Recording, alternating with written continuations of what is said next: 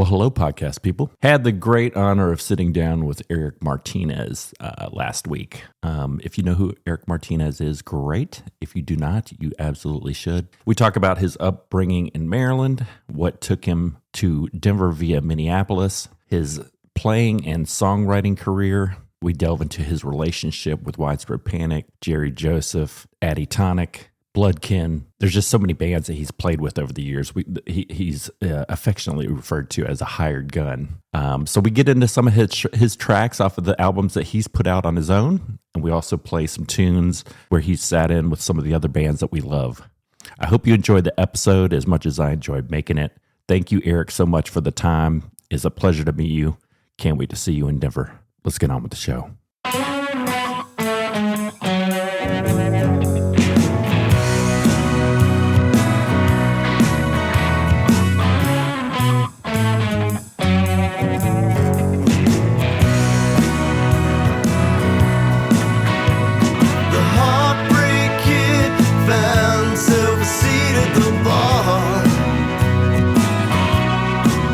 It was 11 in the morning, so was a merry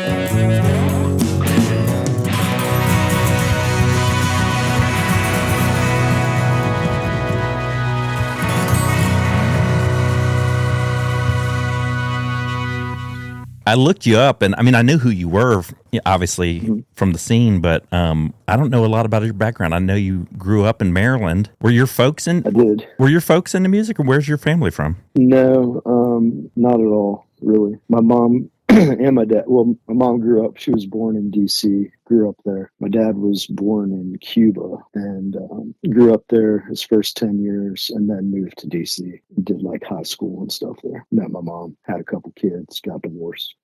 Right. Classic American tale. They, we grew up just right outside of DC, just a few miles. We're within the city limits, basically.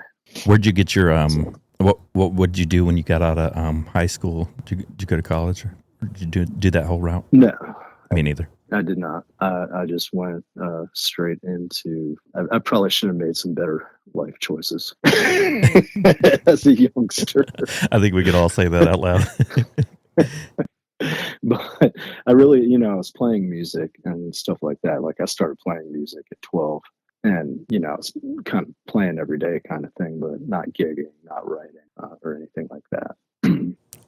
Who were some of your early? Who were some of your early influences? Like what kind of stuff were you listening to back in the day?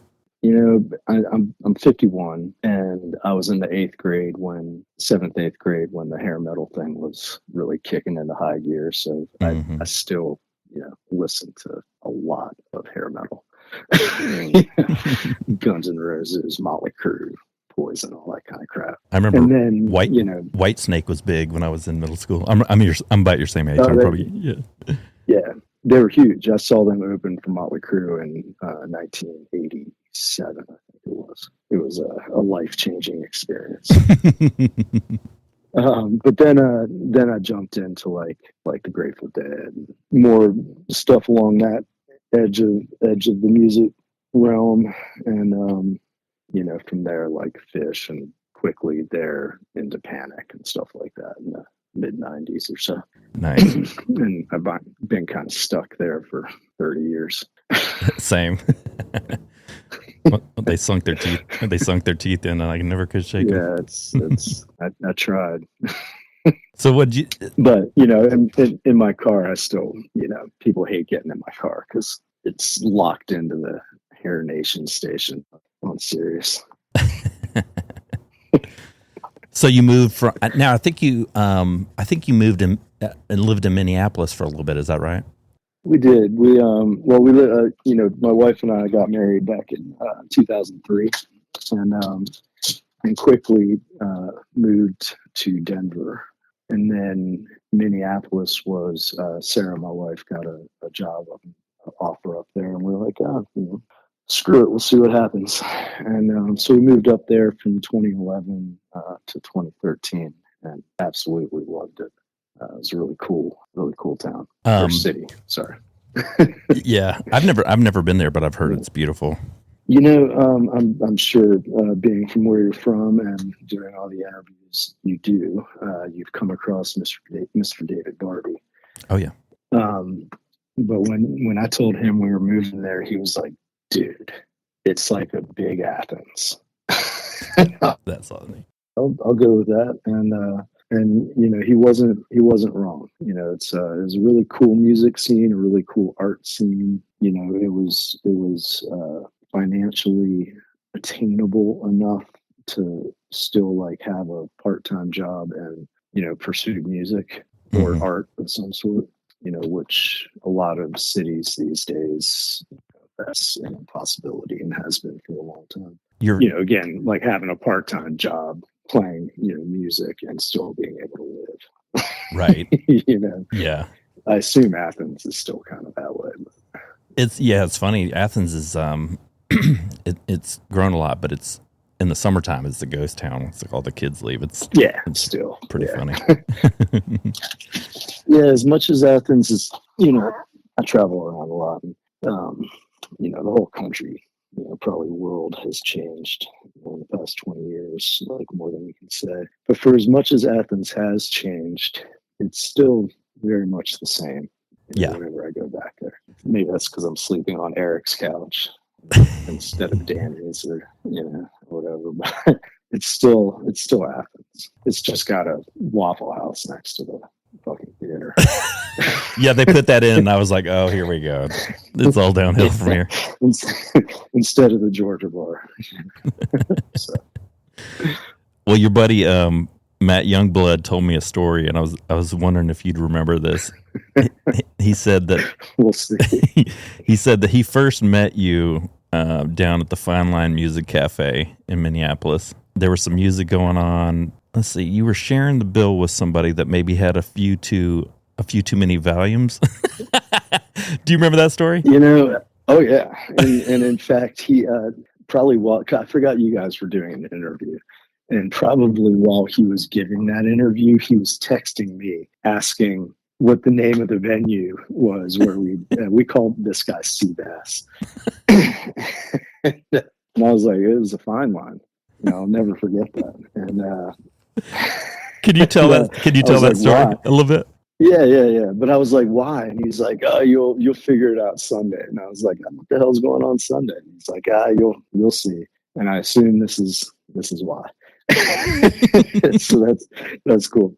I forget exactly who, but there's my friend Stefan Kruger probably was one of them. But there was a couple people who were like, you got to meet this guy Matt.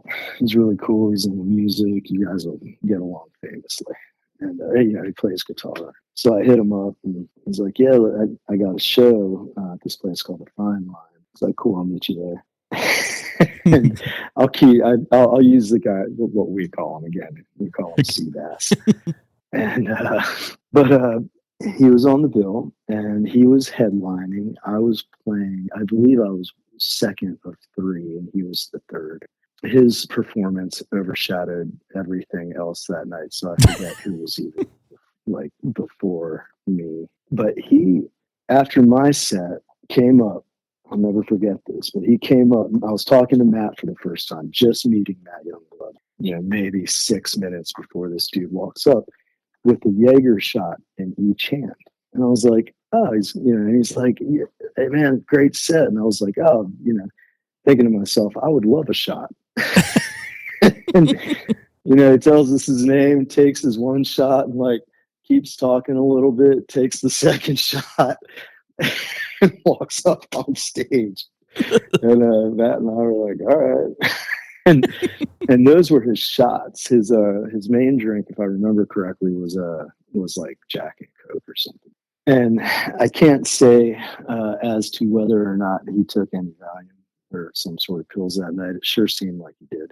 What we witnessed in just sheer amounts of alcohol drank before the show, during the show, and then after the show were unbelievable. And he would just kind of stop playing whatever song he was kind of playing, because he also, I don't like to knock on anybody, but he wasn't the most seasoned performer. But he would just stop and like kind of stare off into the crowd and like rub his beard a little bit. and then kind of remember that he was on stage playing in front of people and start playing the song again. And that happened like 3 or 4 times during his 45-minute set. Oh my gosh! So there's some. I mean, you talk. There's some characters out there. Yeah, I mean, what Motley Crue was. I mean, they were fucking going hard in the paint in the early days. Oh, Jesus Christ. Jeez. But still fucking putting on stadium shows. And right. Not necessarily falling asleep during them. Yeah. What a great story. Like maybe somebody passed out here or there, just like there's a different kind of going hard. Now, I couldn't help but notice, we're talking, I was asking you about your influences. I stumbled upon King of Birds on that covered album. Oh, yeah.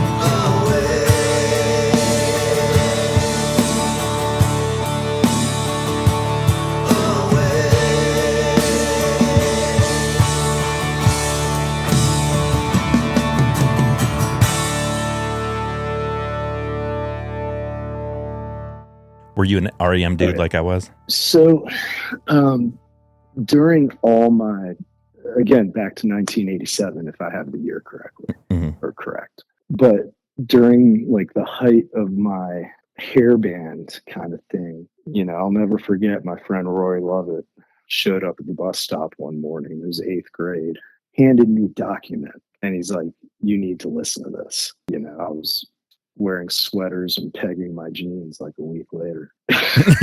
Yeah. That look didn't last very long, but I have never stopped listening to that record. It's I so listen timeless. to it all the time. There's I have a handful of records that I listen to all the time, and that's one of them. And so when it came time to, years, decades later, to start kind of putting a set list together of, songs that I could play and sing comfortably in front of people, that one stood out. I also play Finest Work song off that record. And then when COVID hit, Tori and I assume you know who Tori is, right? Okay. He and I had just finished recording a Dirty Birds record, a new Dirty Birds record. So early COVID, I had this brand new record to mix, and I was out in my studio working every day, and everything was great. And then we put out the record. It was like, fuck, I need something to do. And so I started that covers record. I was like, I'm gonna put out a bunch of songs that I absolutely love. I came up with those. They showed up. All the guys showed up on stage at the 40 Watt. Oh, I know. Oh my God. Oh, I know. And I knew, and I had gotten a hint that it was going to happen from Burtis Downs, but I don't know if it was during the week or for some reason I couldn't make it. And I remember it happened, and I saw all the pictures online. I was like, God damn it. You make that happen, But yeah. I mean, still, they got close a couple years ago too. Everybody but Stipe, if I believe. That also at the 40 Watt. I forget who the band was that was playing that night, but it might have been the Baseball Project or something like that. And they handed over to the stage to the 3 other guys. It was pretty fucking awesome. But then the footage from that, just recently was fucking awesome too. Yeah. I think before that, the last time was like a wedding at the bowling alley or something, maybe like 12 years ago. Did you ever hear about that one? No. Danny told me about it. He didn't go either, but he took, he's like, dude, the REM played a fucking wedding the other night in Athens at a bowling alley. It's like, what? Okay. That's wild. That's awesome. Mike's Stipe's sister, she was a teacher at my middle school. And so nice. Before they got, of course, I guess by the time I got turned on to them, they were pretty big. But I mean, they were all still kicking around town, like they were accessible. Yeah. They could fucking. I've actually, I got a couple great stories. I don't get I try to keep it cool. I get being with friends with Bloodkin and Jerry, like these guys, like I've gotten to meet a lot of heroes, Yeah. And I try to keep it cool, you do what you can do, but I will never forget. We were in the East Side. I think it might be closed now, but the East Side taco stand. Yeah. This is ages ago, at least 10 years ago, if not more. And it was Danny, Eric, and I just sitting there, and this guy starts talking to him. He's like, "Oh, hey, Danny, Eric, what's going on, man?" I'm like, "Holy shit, Bill Berry!" And I was absolutely just floored, like starstruck. I couldn't even form a word. And he was just like farming that day and came in to get some lunch. Doing his thing, and I was just like, "Oh my god!" And it was awesome, fucking awesome. But then, I've seen Mills all around Athens for 20 years, which is always awesome. He probably wouldn't ever remember my name, but the interactions we've had are always great. Like Tori, and he'll probably get mad at me for telling this one, but we were pretty hammered at this place in Little Five Points or something, watching Dave Barbie's band play. And the next day was, I think, Danny's memorial. And so that's why we were in town. I was definitely overserved, pretty darn drunk, and Tori was too. And we were helping Barbie load out his gear. And, you know, Mike Mills, being the fucking man that he is, was helping too. You know, it's fucking Mike Mills helping, you know, his fellow bass player load out their gear in Athens on a Thursday night. Wow. and he puts whatever he puts into the car. And Tori goes up to him. He's like, "Hey man, my name's Tori. What's yours?" He goes, "Mike." and right then Tori realizes, he's like, "Oh fuck."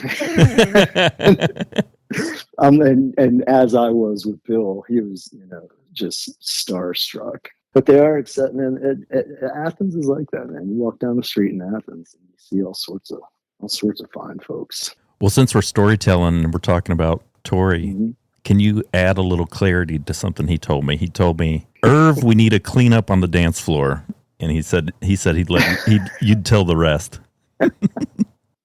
It was a cleanup on aisle 6.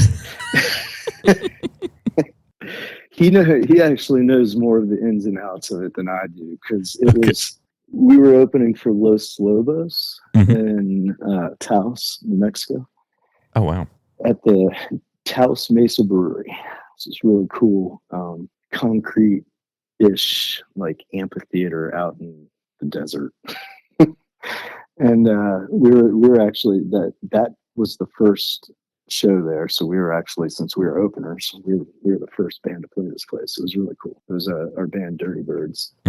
Pretty sure they had us on the big poster when you drove in, listed as Los Patojos Sucio, which is apparently Dirty Birds in Spanish. We thought that was cool. But later on, after the Los Lobos gig, we played inside the brewery also as like an after show kind of thing, because they do a later show in there too. And see, this is a snippet that Tori remembered that I didn't.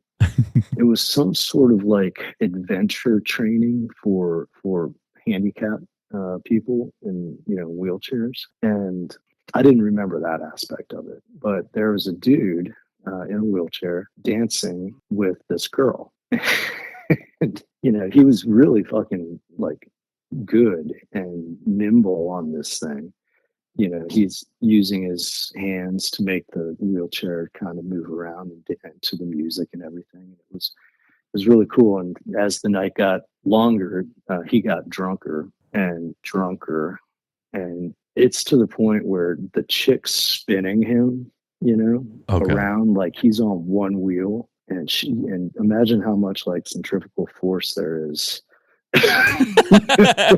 with this chick doing that to him. It's, you know, it's like figure skaters, how that shit works. And I didn't say that on the mic until like the 5th or 6th time that he fucking flew out of his wheelchair and like flew across the floor, laughing and just like having the time of his life. That's great. I mean, it happened all fucking night. And she would go run and get him, put him back in the chair, and they'd start dancing again. He was having the time of his life, so was she. And so, yeah, I definitely said that. I probably shouldn't have. It's probably not the most PC thing to say. No. That's great. But he laughed. How did you? So it was Denver kind of the epicenter of you meeting like Panic and Bloodkin and Jerry, or how did you get linked up with the? I mean, I know you liked the music first, but how did you get introduced to them to the point where you started playing with them a bit? You know, speaking, you know, back to being accessible. So it was Thanksgiving one year, and Bloodkin was playing some after shows at the Young Avenue Deli.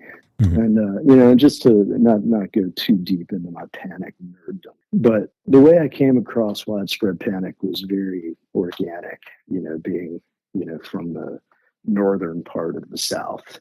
You know, like Maryland's pretty much the start, you know, and Panic was coming around up there and everything, but I hadn't really heard of them until I happened upon Socastee, South Carolina, at this party one year. And then later on that summer, I happened upon a copy of Every Day.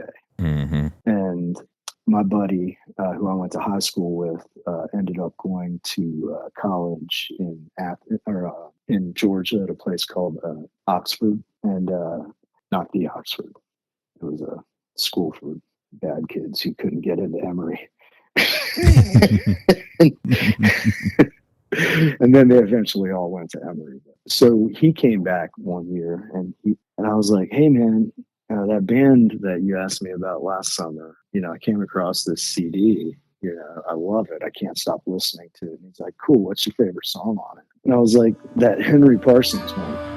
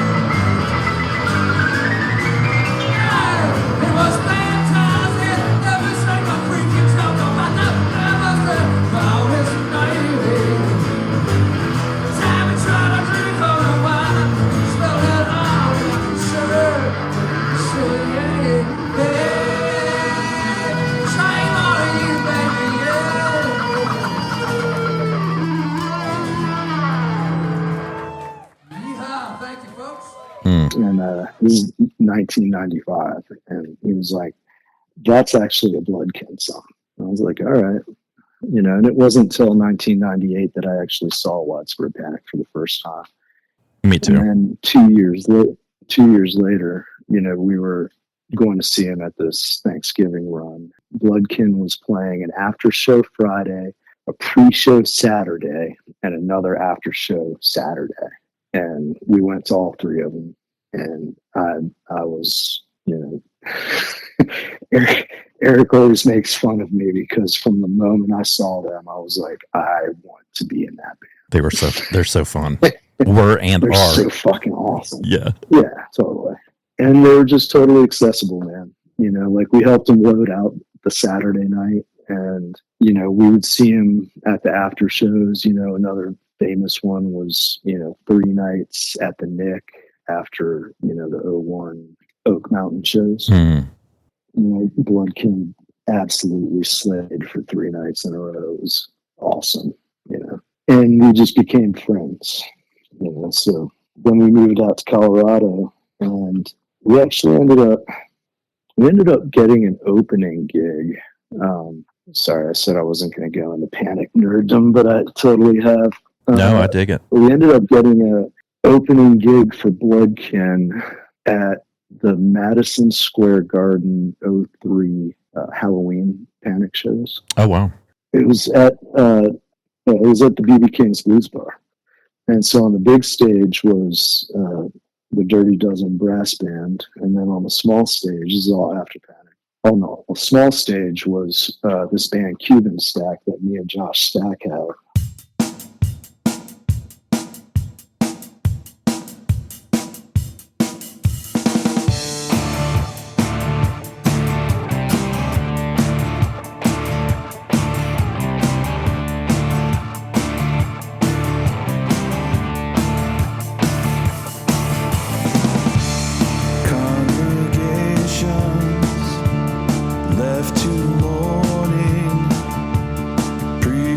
Talk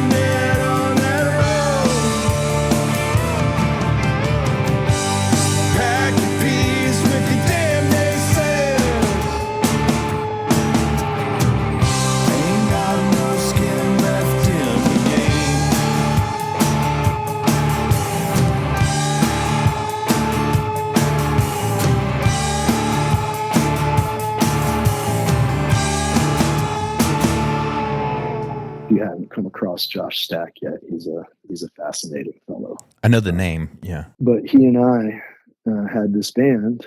We opened. It was on 42nd Street in fucking downtown New York. And we opened for Bloodkin, and we got there to set up, and I remember Eric being like, "You're that guy," and Eric's sarcastic nature, and I'm like, "Yeah, man, how you doing?" And Sarah and I had already moved to Colorado by that point, and later on that year, or the next year, early that year, they came out for a run, and my friend Tracy Markle invited them over to have a home cooked meal at her place, and she knew I loved Bloodkin, so she invited Sarah and I, and literally have been friends ever since. And I sat in with them later on that week at a place called Cactus Jack's in Evergreen, Colorado. Yeah, I've heard of them. And within a year, I was in the band and touring with them for the next 15. Were you involved in the Henry Parsons project with Tori? Were you in that band? I am the. Not really, to answer your question. Okay. But when they kind of went, their thing was they were a band when Panic was on break. So it was like that 2004-ish time. And so not too long after that, they were like, all right, we're not going to be a tribute band while this band is still on the doing road, their thing. Yeah. And so they stopped. And this actually ties into something else that I did last night, actually. But our very good friends, one of their daughters was born with a pretty debilitating disease. It's like an atypical form of Rett syndrome. Somewhere in the maybe 2006 or 7-ish range, we started doing a benefit for her and their family, and which has turned into now it just benefits like a Rett syndrome research kind of thing. That's cool. It's a really big, it's awesome. And unfortunately, Barrett, it's called Tunes for Barrett. Barrett passed away about a month ago. I know. And last night, we brought in everybody who's played at Tunes for Barrett, still in the area, and we absolutely threw down at this little bar in Golden, Colorado. It was a blast. I love Golden. Yeah, we do too. And so we sent her off. Right. But to your question, when it came time to do this first benefit, Tori was like, well, we got to get some people there. Maybe we should bring back the Henry Parsons project. And, I'm a drummer. That was my first instrument. Oh, okay. I didn't know that. And so when it came, and, I know Panic stuff, material really well. And so when it came time, Tori asked me to play drums. And I was like, man, I haven't played drums on a stage in 15 years since I was fresh out of high school or something like that. So I was like, I'd love to.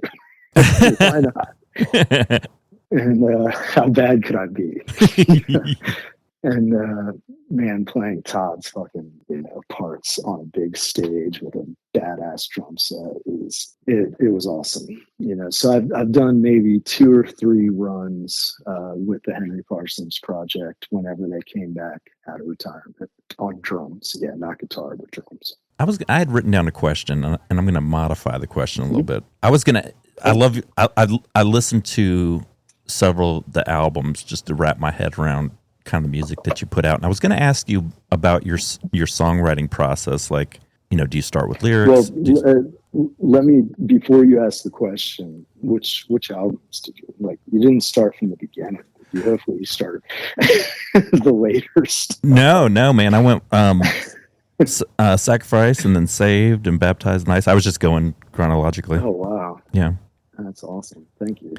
I guess my modified question, in addition to what I just said, is I always considered Jerry Joseph and Danny Hutchins just amazing lyrical creators. Did that, I was going to ask you about your songwriting process, but then I thought to ask, did any of their styles or being around those guys rub off on you in that regard? Totally. I rip them off all the time. I do. And everybody takes to that differently. But those guys. Well, Matt said this. Matt said the same thing about Jerry. He said, "I rip Jerry off all the time." Yeah, and Eric too.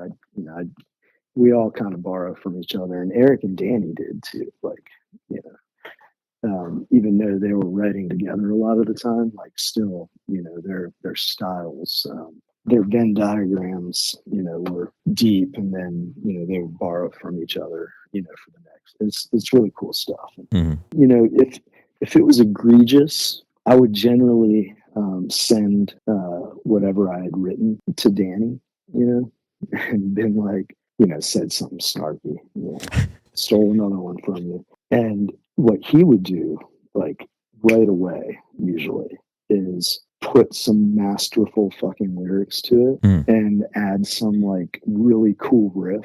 Then he and I had a song together. You know? Oh, that's cool. You know, we have. I've never counted up how many songs Danny and I got together. It's probably around 20. You know, which in his, you know, vast 500 song catalog, you know, that's not many. But they were cool songs, and I put a couple of them on records, but some of the earlier ones still haven't kind of seen the light of day. And you know, one day I'm gonna, you know, keep recording those too. That's cool. But later on, kind of as we would do stuff like that, like some of the songs were really good in my opinion, and you know, I'd record them and put them out, and he loved that. You know, he loved that process. We didn't live near each other, you know, so this is all happening over like email, shit like that. You know, there's one or two that, like, you know, we kind of put together, actually physically together. Actually, no, more than that. You know, maybe 5. But then everything else was, you know, back and forth along the internet. I think Eric, I was kind of asking him about their songwriting process, and he said that a lot of times he would write some music, and then he would just give it to Danny and be like, "Here, I know you got some lyrics to go with this." Yeah, totally. And you know, Danny was really good in that respect. Like, you could give him you know, just snippets and or whatever, and he would take it and run with it. And Todd would do the same with JB too. Okay. Like, if I'm not mistaken, you know, Blue Indian, you know, Todd had a few things and gave it to JB to flush out. Diner was the same thing. You mentioned Every Day. That was my first album, and that's what kind of brought. It's a great record. Yeah, and it's a funky album too, because it's speedy but then dark, like Papa's Home. Yep. It's an interesting album, and that's what. And it's Johnny Sandlin too. Oh wow, I didn't know that. You know, it's not John Keane. Okay. They went John Keane, Johnny Sandlin, if I'm not mistaken, and then back to John Keane. Huh. Well, I learned something new. And Every Day was the same. So to bring things full circle for a second, you know, they were just becoming, you know, not just becoming, but at that point they were super tight. Bloodkin, you know, Panic was, and they were recording at Sandlin's place in Missile Shoals, and would pay for, I think it was, I don't know who exactly, but I think it was JB's record company, whatever that Pretty Mean or whatever it was paying for Bloodkin to come in after hours and record Good Luck Charm. That's right. So Good Luck Charm is also a Johnny Sandlin record, not David Barbie. All the other ones are Barbie. Not Creeper Weed. Gotcha. Everything after Creeper Weed is David Barbie. Well, back to that songwriting process, though. Do you? Yeah, sorry. No. No, man. Hey, I love storytelling. That's my shit. Cool. When you're writing, I mean, you've especially in the early days, it looked like you were writing, producing all your own stuff. Like are you writing the lyrics and then figuring out the guitar parts are you composing around the lyrics, or is it vice versa? Or is it different for different songs? It's different for different songs. Okay. You know, back in the early records, like that Lonely Sacrifice and that stuff, like, honestly, I would write a lot on the bass, you know. Okay. And just kind of come up with a groove, maybe. Like, a few of those were on guitar, but a lot of them were on bass. Get the backbeat going. Like, I really struggle with lyrics. Like, that's still not my best thing in And back then I was really struggling with lyrics. So then I started kind of hanging out with, you know, the Blood King Cats more and Jerry and, you know, learning other tricks and stuff. And so a lot of the times these days, you know, I write with my acoustic guitar mostly, my Gibson, and you know, it's coming up with something cool. And then you know, Jerry taught me a trick, and not, you know, he wasn't like, here's a trick, but you know, something I learned from him was he comes up with, and I'm telling you secrets right now. A lot of times he'll come up with like cool song names, you know, and just write them down, you know, and then when it comes time to, he's very pointed in his songwriting. Like, it's not all the time for him. He'll go somewhere with the intent of like writing out and walk out of wherever he is with this beautifully constructed fucking killer rock record. It's an amazing thing.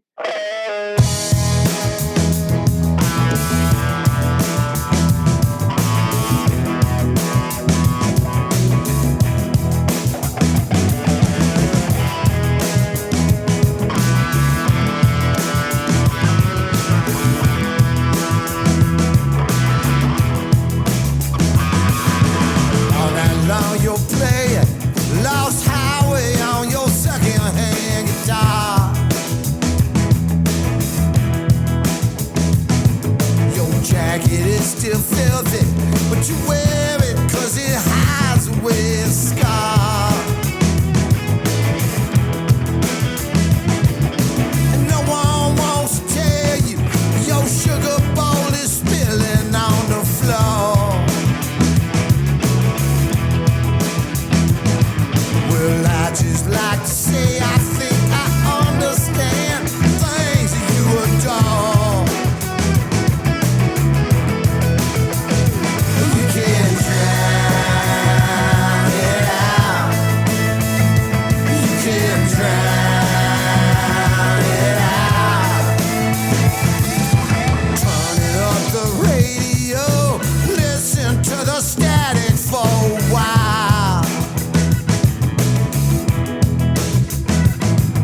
Draw curtains close and take your boots off. Yeah, try smile. You can hear the sirens wailing, but tonight they will not bother you at all. You kick and fuss and carry on. Start the neighbors banging on the wall.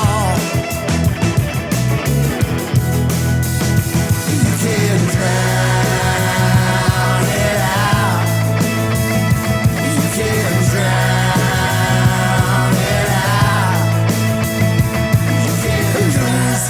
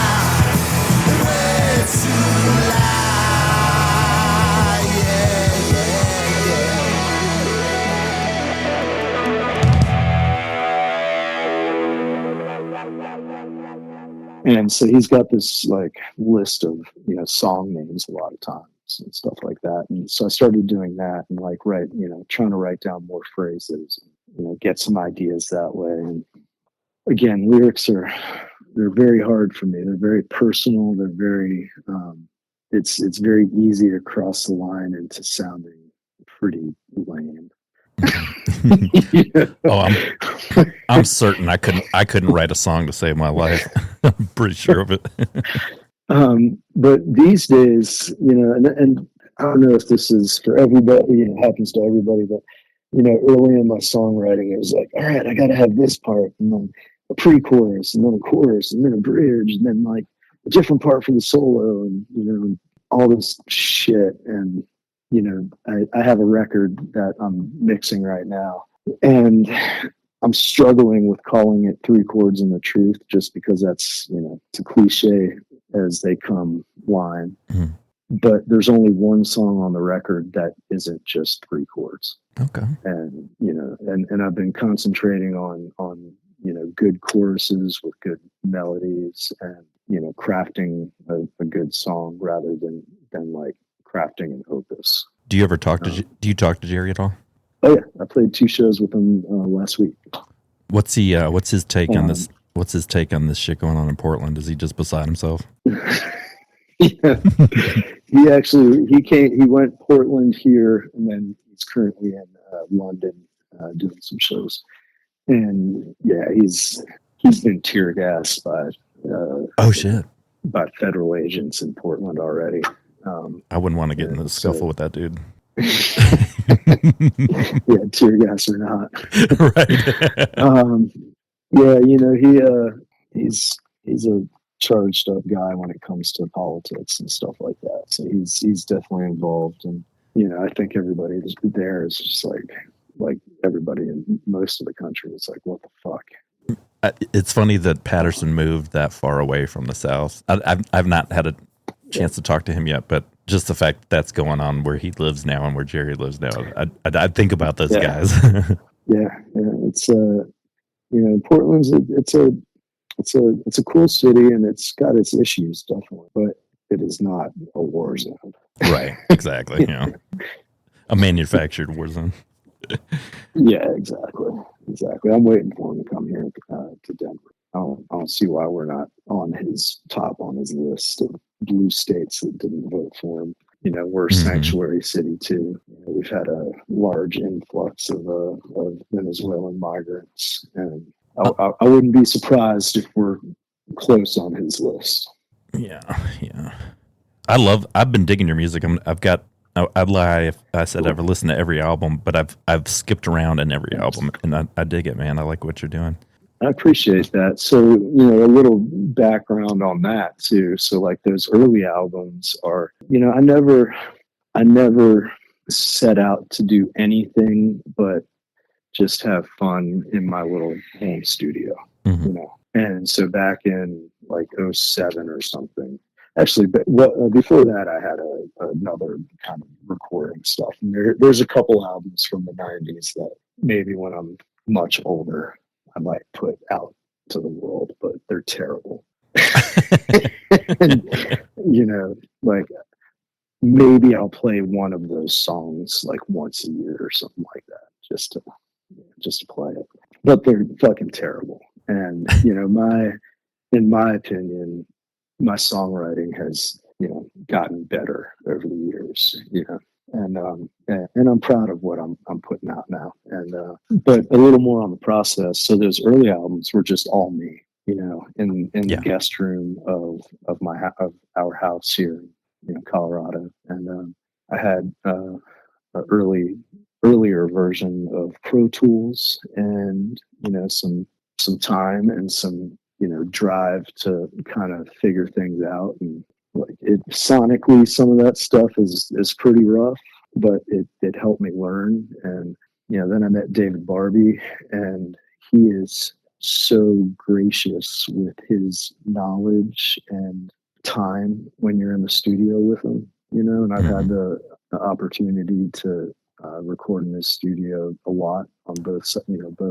the small and the big one. At Chase Park? Yeah, and on both Pro Tools or on either just doing tape, or going tape to Pro Tools, and then once I did the session on the Pro Tools stuff with them, I learned a lot.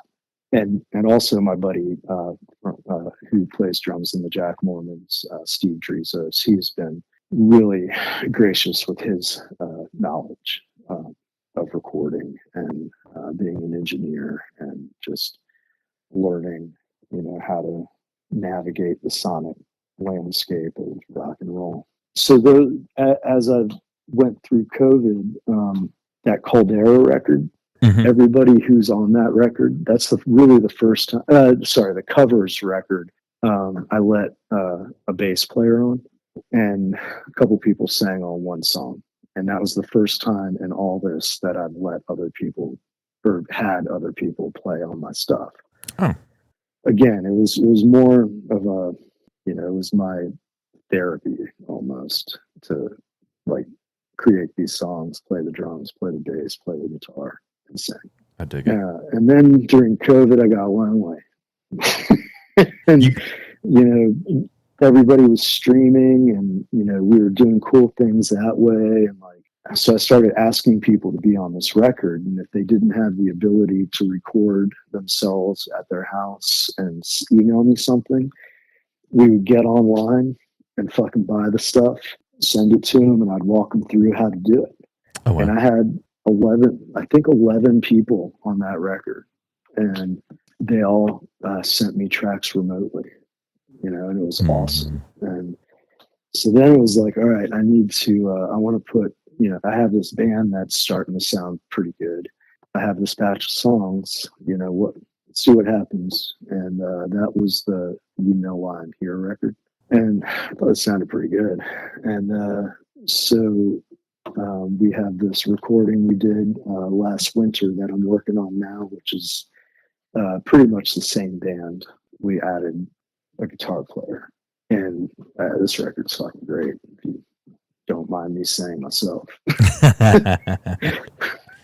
Well, but I think it's cool. Well, it's laid. Well, sorry, go ahead. No, please. I'm sorry. I was going to say it's laid back, and again, it's the one that's just basically 3 chords every song, kind of trying to make the songs interesting. Well, it's funny you said that about the doing that remote. When I talked to John Neff, he was showing me his pedal steel setup at his house, and he was saying the same thing. He was like, "Dude, I can do everything right here and just send my pieces." I was like, "Oh, yeah, I guess you can." He was one of the guys. Ah, okay. Yeah, he plays pedal steel on a song Danny, Todd, and I wrote together. Beautiful. Called Rooming House.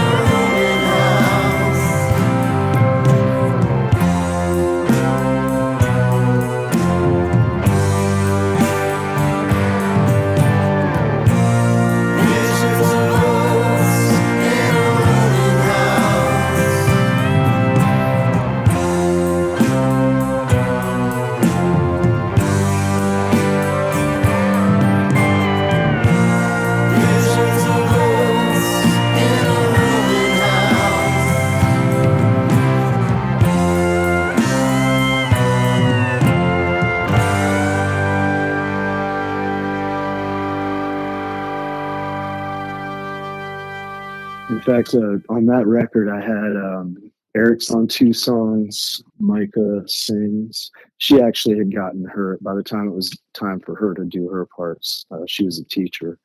So she had gotten a COVID shot by that point. So I was like, yep, come on in. And she was the only person who did her parts in my studio. But I had a banjo player from here. Eric was on a couple songs. Josh Stack, Tori Pater, John Neff, the bass player Mario. I played drums on it. And then for the last 2 records, my buddy Andy Clapp, who's fucking man around here on drums. All right, so random question for you. If you had to put together a top 5, or you could even, I mean, it's hard to do 5, but top albums from your trip so far on this earth, if you had to put a top 5 out in the universe, what would you throw up, you think? You know, as far as ranks, I don't know if I'd feel comfortable doing that.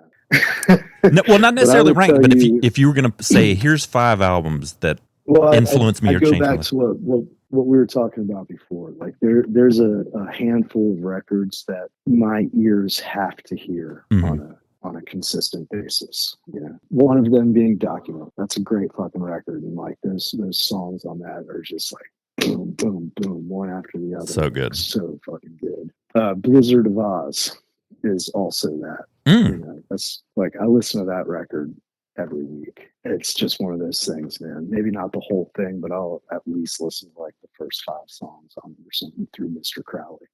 This one came later, but it's maybe the most like ear candy of ear candy music like there is to me. And Jerry turned me on to when we were on the road once. It's like, you've never heard the album Sandinista? And I'm like, I've heard the name.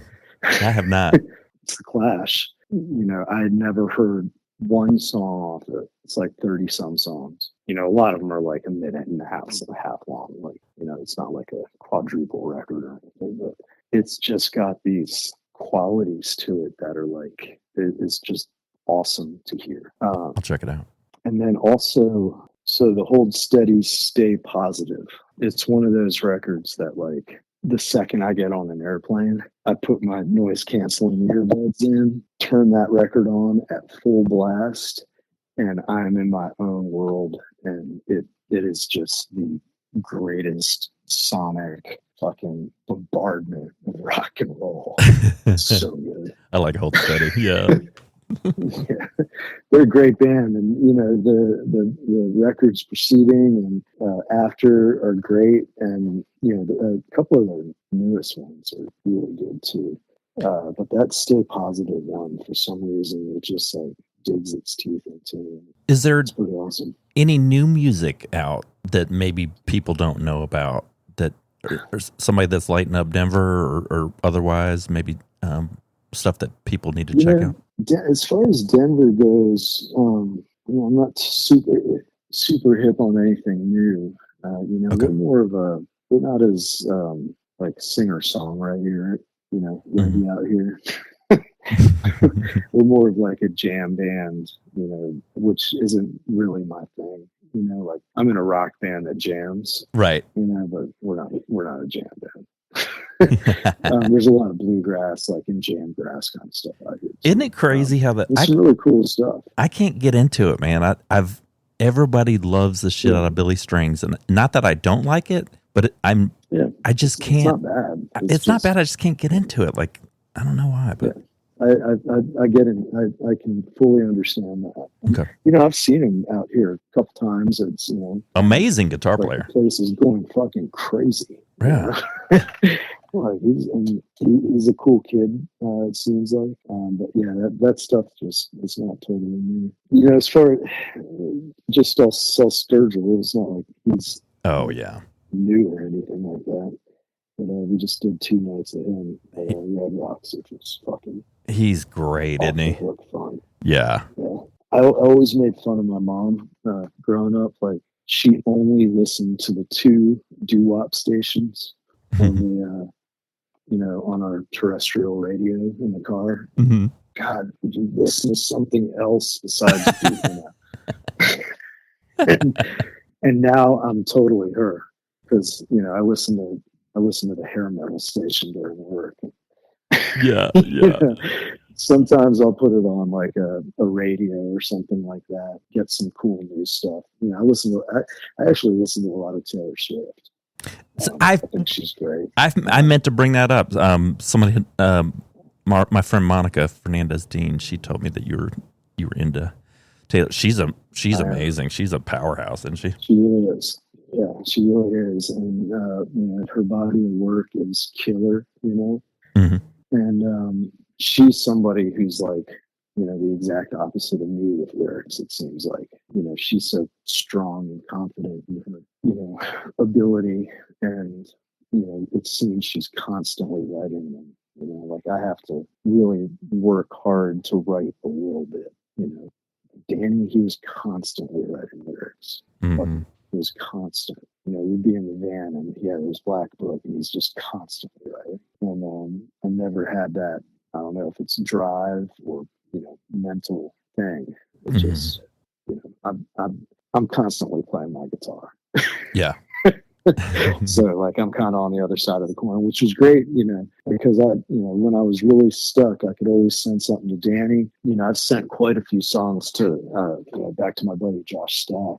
He and I have, you know, a lot of songs together, that most of which have been written, you know, sending stuff back and forth because he lives in Nashville, Carolina. You know, Tori and I, we've written quite a few songs together too, but we're more of the like, all right, we have an album to do. We need some songs. You know, we've done a few here and there, not that way, but we're mostly like necessity is the mother of invention, which is kind of the way, you know, Jerry works too. He's like, all right, I want to make this record. You know, I need to write some songs for it. That's cool. You know, and Jerry and I, we probably have four songs together, something like that. Okay. Well, I hate to keep you this long. I just have one Oh, little you good, man. one little final thing I was going to ask you. You know, I've seen you. Mm-hmm. You'll pop in like you know, Jojo and Sam. You'll hop on stage with those guys, and so I see you. Mm-hmm. I see you from over here. Any shows coming up that people need to get out and check you out at? I know you're a staple in Denver. Are you doing any travel or anything? No, I don't travel too much these days. We are playing a it started out as like a wedding party in a couple weeks in Milwaukee during that Panic run. But the Dirty Birds are playing like that Saturday afternoon pre-show thing. Nice. I'm not sure. I forget the name of the place there. But again, it started out as a party, and now I think it's a full-blown public show. So that's cool. We got the Last Waltz coming up next month. Actually, after last night, I don't think I have a show until Milwaukee. Then I think it's a couple weeks again until I have another one. Maybe which, you know, I took a day job earlier this year, which has been, you know, cool. And, you know, it takes up a lot more of my time these days. But I'm still playing a lot of shows, and the intent was to pull back a little bit on the amount of shows I was, you know, like the happy hour pizza place shows and stuff like that. Mm-hmm. And like my wife and I were talking about it, and you know, I've still been playing like 1-2 nights a week. She's like, you really pulled back a lot. That's awesome. It's kind of like not in a bad way. Right? It's got to be. That's got to be like. Supporter. It's got to be like exercise for me. Like I have to, for my mental, I've got to walk and stuff. I imagine as a musician, you got to keep your chops sharp, I guess. I bring a guitar to work and, you know, eat quickly and play during lunch. So, well, man, thank you. That kind of stuff. Thank you so much. I've known who you were for a long time. I haven't seen you yet, and I look forward to seeing you. And by all means, if you're ever out this way too, let me know. You know, you come to a show here. I mean, certainly. So come see the studio or something like that. Okay. Oh, and that's another thing is that, you know, all those recordings were done here. Like we built a studio on our property, you know, next to our garage.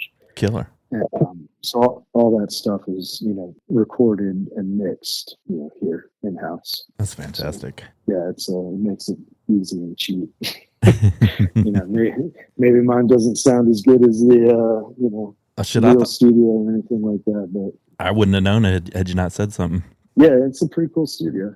Well, hug your wife for us, and y'all enjoy the rest of your Sunday. And it was really good to meet you, man. Thank you for making some time. Yeah, you too, man. I appreciate you. I appreciate you even wanting to do this. All right, brother. Thank you so much. All right, man. All right. Yeah, thank you too. Take care. See you, Eric. Let's hear it for these guys. This is my favorite Bloodkin show of all time. We're going to do one more. Thank you. From the bottom of my heart, thank you, people.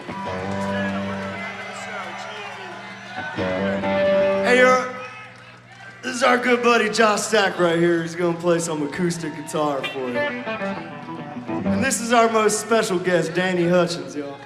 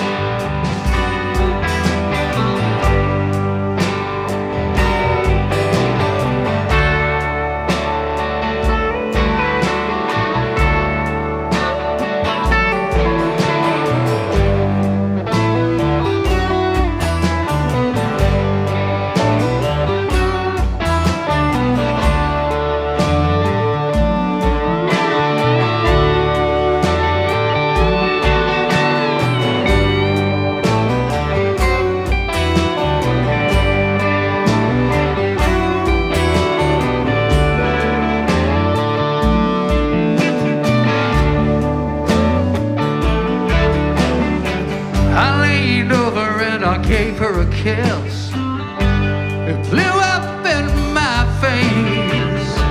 I didn't even know her name. The party was so dark and crowded. While smoke was pouring out of the kitchen, I was thinking about the price of admission. I was waiting for that knock on the door, feeling like I'd lived through it all before. Teddy stood up from the couch and said, "Hey, oh Maria, she's killing me. You got to see her in a leather black leather. She's a goddamn cat, and he to me the saddest girl this town ever did sigh about. She only comes out at night, a fallen angel under the street light, crooked straight. She's perfect innocent. I'd rather cut myself than forget about her. Yes, I would.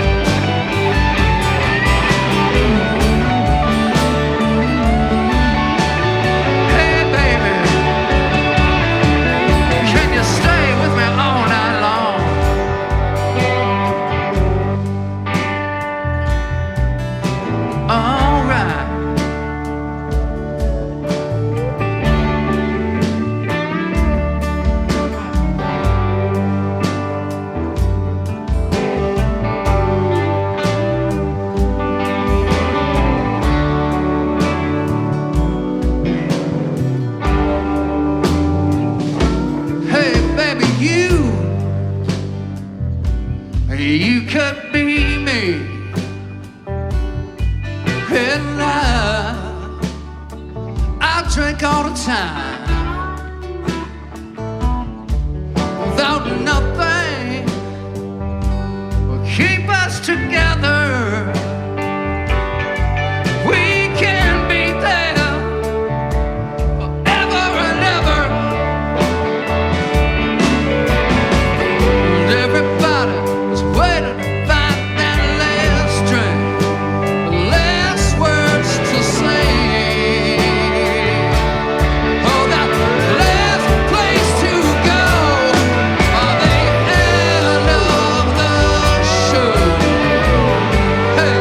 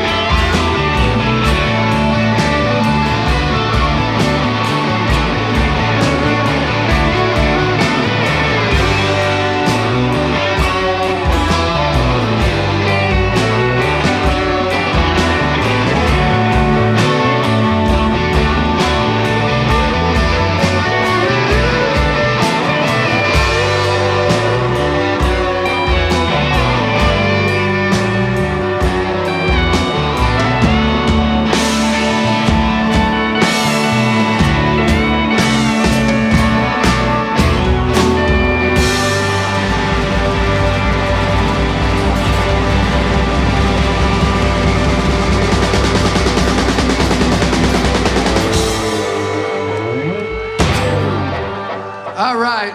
Thank you to everyone who played tonight. I can't express how much it means to me. Thank all of you guys so much. These guys are going to keep rocking for you. I will see you again.